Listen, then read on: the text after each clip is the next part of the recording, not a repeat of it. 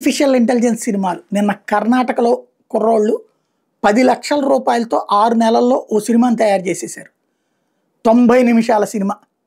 అదే సందర్భంలో ఏఐకి సంబంధించినటువంటి సినిమాలు వివిధ చోట్లన లైన్లోకి వస్తున్నాయి. వివిధ జస్ట్ ఒకటి రెండు ఆధునిక కంప్యూటర్లు, వీడియో ఆడియో ఎడిటింగ్ సాఫ్ట్వేర్లు ఇచ్చిన సూచనలకు అనుగుణంగా దృశ్యాలను సిద్ధం చేసి ఇచ్చే జనరేటివ్ ఏఐ టూల్స్ని సబ్స్క్రైబ్ చేసుకోవడానికి అవసరమైన సొమ్ము Google generative AI tool Veo 3 ఆధారిత flow tool, director AI, cinematographer AI, stunts AI, runway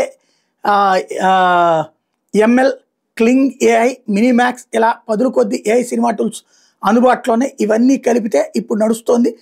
తాజాగా చైనాకి చెందిన పైరేట్ క్వీన్ జంగీ సావో కూడా మొత్తంగా ఏఐతో నిర్మించినటువంటి చిత్రం. మహిళా సముద్రపు దొంగ నిర్జీవిత కథతో మలేషియాకి చెందినటువంటి ఫ్యూచర్ స్టూడియోస్, సింగపూర్కి చెందినటువంటి ఫిజ్ డ్రాగన్ సంస్థలు సంయుక్తంగా ఈ సినిమాని సిద్ధం చేసి, ఇట్లకి చెందింది డైరీ ఆఫ్ సిసిఫన్, స్విట్జర్లాండ్కి చెందింది లాస్ట్ స్క్రీన్ రైటర్ సినిమాలకు కూడా మొత్తాన్ని ఏఐతోనే సిద్ధం చేశారు. అమెరికాతో డెడ్ క్లబ్ వాంపైర్స్ వెర్డిక్ట్స్ యానిమేటెడ్ సినిమాకి చాలా వరకు ఏఐతో రూపొందించారు. దీనికి కేవలం 40,000 మాత్రం ఖర్చు అయినట్టు వ్యాఖ్యలు ప్రకటించారు. తమిళ సినిమా కంగువాని 8 భాషల్లో విడుదల చేసేందుకు ఏఐ సాయంతో ఆయా భాషల్లో సూర్య గొంతుతోనే డబ్బింగ్ సృష్టించారు. ఇది ఇప్పుడు ఉన్నటువంటి. అయితే న్యాచురాలిటీ వస్తుందా, సహజ సిద్ధత్వం వస్తుందా అంటే ఇప్పుడు మనం గ్రాఫిక్ సినిమాలు చూస్తుంటాం, ఈ జంతువులకు సంబంధించినటువంటి గ్రాఫిక్ సినిమాలు చూస్తుంటాం.